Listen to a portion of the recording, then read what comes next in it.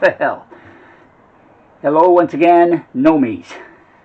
Welcome back to another day of ever-changing February weather here in the Mid-South.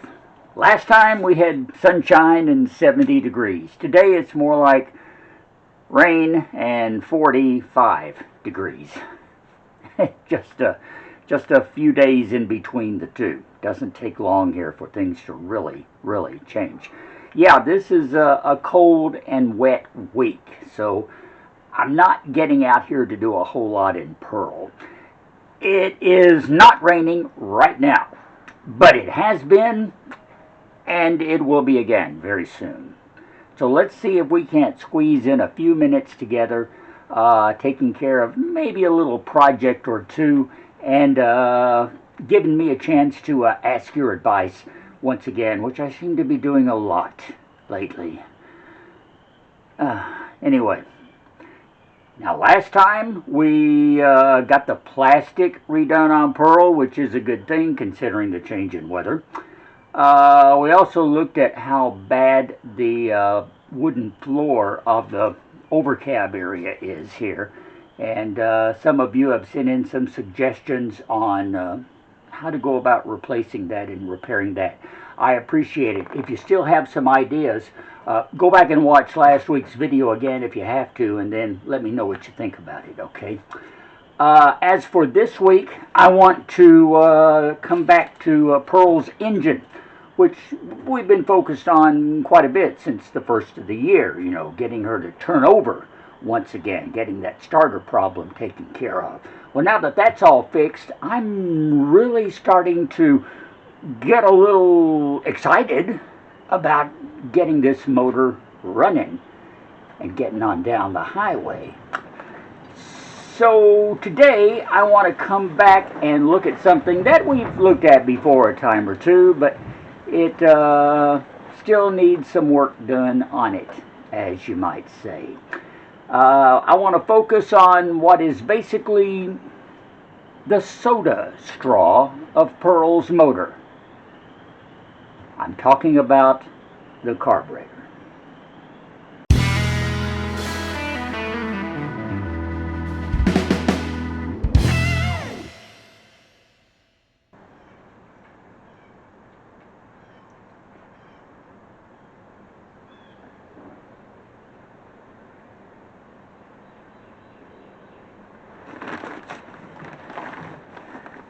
Okay, so we're back with Pearl's 360 LA short block engine here. And the ultimate goal is to get her running. Well, to do that, we have to have a functioning carburetor. This one is in place and is basically hooked up. But there's a few little elements that still need to be taken care of.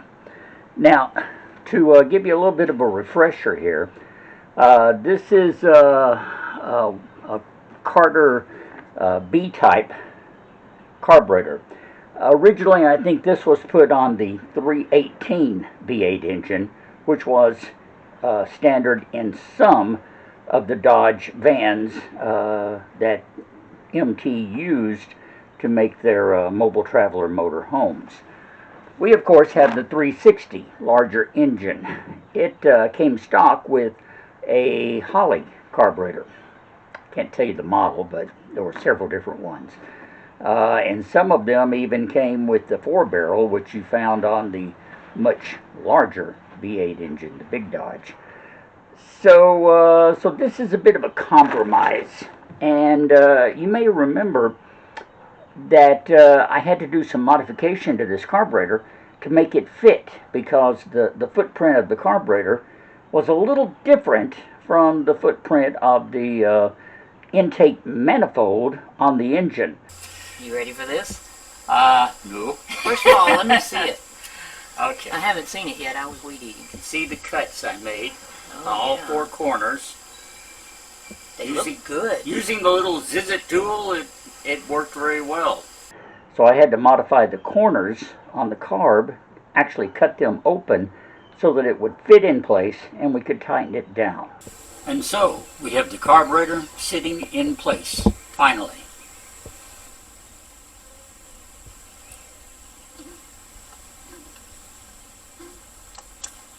clearance for the butterfly valve to work, we'll have to put some washers or other braces here on all 4 of the posts so that we can secure the carburetor down. But we knew that was going to happen anyway. So, the carb is sitting on the manifold, and I for one feel a lot better just about that. That has not been tested yet, obviously, because we haven't run the engine. So we could have a problem there on down the road. I think we have a vacuum seal around that area, in which case I don't think there'll be any trouble, but we don't know yet. So that remains to be seen a little farther down the road. If it does prove to be a problem, then I may have to look at a different way of sealing it, or just get a different carburetor. Get the Holly model that was designed for it. Couldn't find one affordable at the time, and so one of my main nomies, Glenn, actually bought this one and sent it to me. So we fixed it up and put it on, and are crossing our fingers that it's going to work. I think I've got all the vacuum hoses hooked up, or plugged, as the case may be, except for this one right here. I'm not really sure where it went, but we'll get it taken care of. Beyond that, we don't have a fuel line hooked up yet. This is something I think I mentioned briefly last week. Originally, there was a solid fuel line, because that's what they put on engines and motors back in the day, 60s, 70s, and even on into the 80s.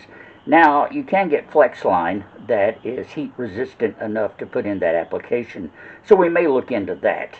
The original fuel line had been cut because, as Pearl sat for years without any attention being paid to her on a dealer lot, well, she had some parts taken off. Things like the battery disappeared real quickly, and the carburetor is another one. And whenever they took the carburetor, they just snip, snip, snip, snip, snip, cut everything, undid the bolts, and ran away with it. So they actually cut the fuel on, and so it's got to be replaced. So we'll look into that too. Beyond that, I think the fuel pump itself is going to be okay, although the rest of the fuel system still needs to be checked out. I think my linkage over here is good. Just looking at it, it seems to be working okay. I do have a question that's come up recently about this spring, which is holding tension on the transmission drop-down setting here. It looks like it actually should connect back here somewhere to offer tension pulling back in the other direction. I'm just not sure. So I'm going to have to do a little research on that, and then maybe we'll move it around. Maybe we won't. Seems to work the way it is, but I do want it to be in the proper, correct place, if at all possible. So we will check on that and see. As for everything else, there is one other problem with this carburetor that I have run across. It's a part that I don't have. On these Carter carburetors, they had a little wire, kind of a triangular pyramid-shaped piece that fit right in here and here, and it's what you attach the air cleaner to. So as it stands right now, I have no way to put an air cleaner on this carburetor because I don't have that part. I've looked for it, like in junk yards and stuff. Haven't run across one yet. The only place I could find a new one, and this is true, was from a company in Australia. I guess I'll do what I have to do eventually.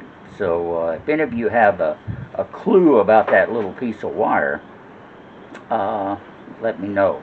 I'll see if I can dig up a picture or an image of it and let you know what I'm talking about. Okay? In the meantime, I think that rain I mentioned is about to start, and when it does, it's going to get very noisy here in Pearl.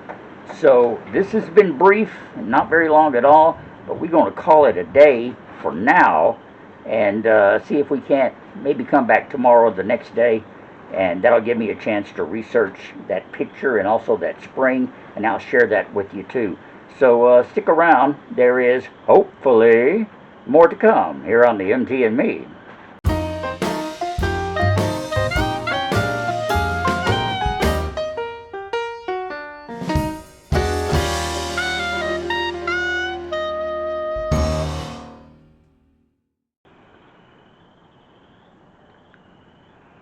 All right, we're back. It's actually a couple of days later, and once again, it's almost 70 degrees out here. Back to short sleeve weather. It's kind of cloudy and breezy, so here again, what a difference a day or two makes. But we are still expecting some rain, and in a couple of nights, it's supposed to be in the teens. But in the meantime, we are back in Pearl after a couple of days of a little checking and research.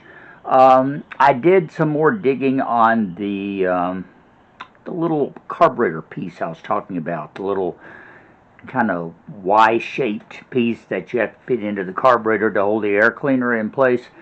Checked around here and there, and finally went back to that site in Australia.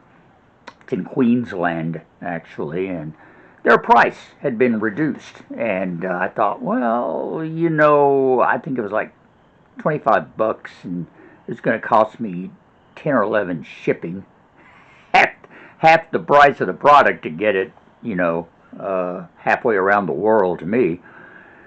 So I thought, what the heck? So I went to buy it, and I discovered it was out of stock. All right. Okay, so trusty eBay. Found it a couple of other places, but out of stock. Or outrageously priced, as much as $50 or $60, including shipping. And that's eBay, that's here in America. So I finally ran across one that I decided I could afford, so I bought it. Yes, I ordered it, I broke down. It ended up costing me about $38, I think, shipping and all. And it should be here maybe in a week's time. So we might be putting it on next week and seeing what we can do. And once we get it on,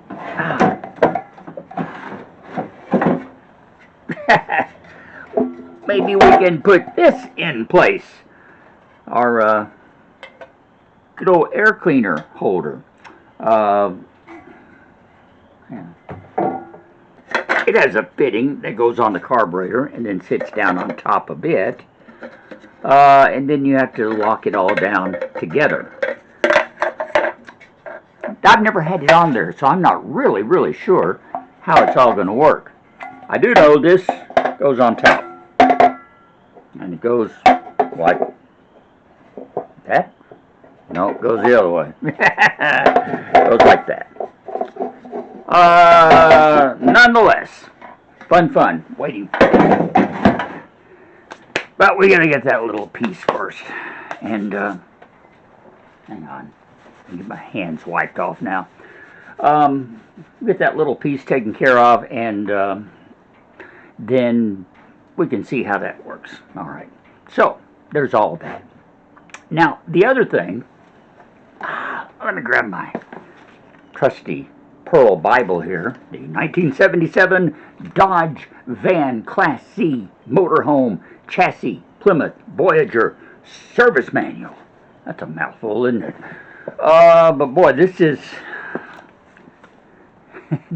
been the most valuable asset in the Pearl remodel project, because whatever I need to know, with very few exceptions, I have found in here. Now, I've had to dig in some cases because, like most service manuals, they hide stuff. And I believe in a previous video, I pointed out that it is a service manual. Therefore, it makes an assumption that you are a serviceman, that you have certain skill sets and knowledge that people who work on vehicles for a living have. I ain't got all that. So sometimes it's easy for me to look at this and it goes right over the head.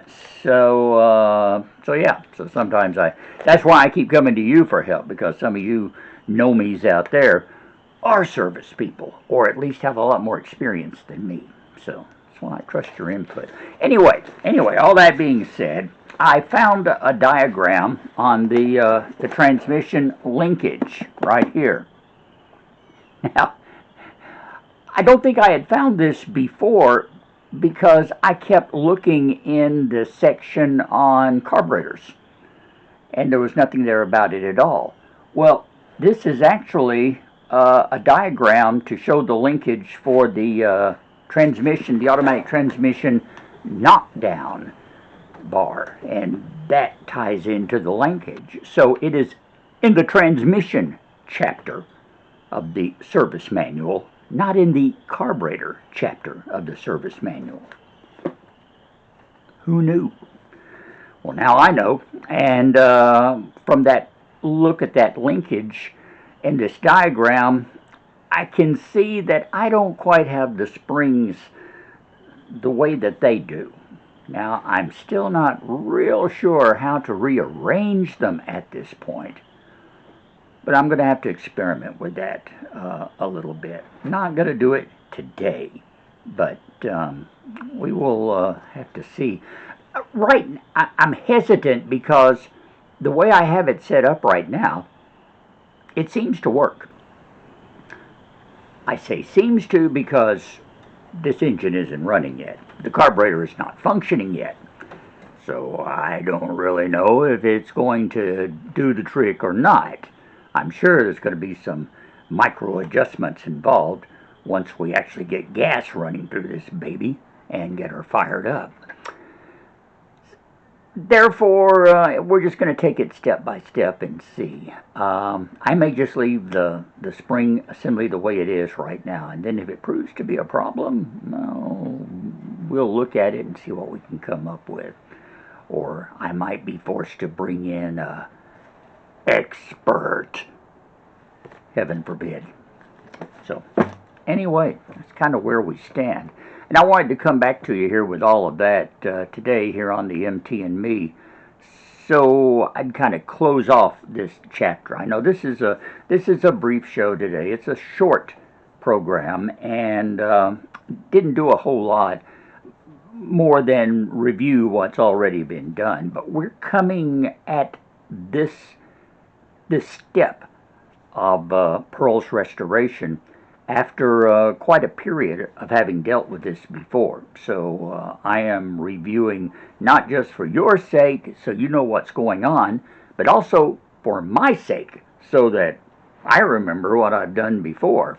I've gone back and watched some of the past videos here just to see, well, how did I do that? Why did I put it that way? And I go back and I watch and I go, I see what my twisted logic was at the time.